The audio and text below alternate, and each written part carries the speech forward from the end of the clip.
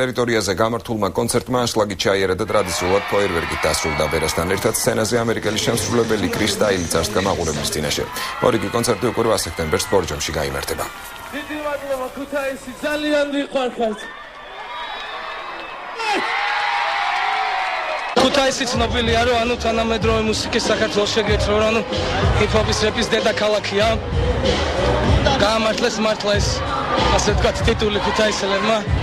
საოცარი მუხტი გზნობა სცენაზე. ორი სიმღერა ვიმღერეთ ბისზე დღეს. საოცრება იყო მართლა. შეიძლება სუბიექტური ვარ მე სცენაზე ვიდექი, მაგრამ ძალიან ბევრი ხალხი იყო და ძალიან დიდი სიყვარული ვიგზენი ხალხისგან. ფანტასტიკური მუხტი იყო დღეს ქუთაისში, მთელი ახალგაზრდობა ქუთაისის აქ იყო და თქვენ იხილეთ ეს სასწაული.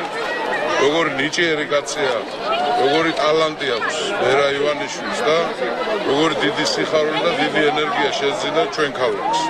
და მე მოხარული ვარ, ბედნიერი ვარ, ბედნიერების განცდა მქონდა დღეს და არც იმას არ დაგიმალავთ, რომ ცოტა მეც წავიცე კვე დღეს.